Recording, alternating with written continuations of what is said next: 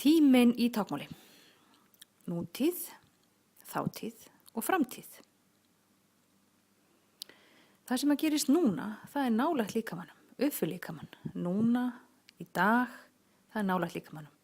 Þátíðin er hérna fyrir aftan öxlina, í gær, í fyrradag, daginn þar áður, fyrir svolítið síðan, fyrir löngu síðan.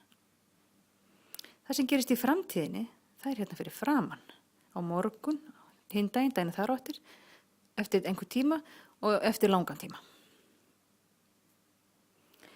Þessu fylgir líka svipbrigði, til dæmis það sem gerist nýlega, þá er augun opin. En eftir því sem það lengra síðan að gerðist, þá lokast augun meira. Eins með framtíðina, eftir því sem að lengra þangað til eitthvað gerist, þá lokast augun meira. Mundu bara að nútíðin er hérna við líkamann, þátíðin hérna fyrir aftan og framtíðin framan við.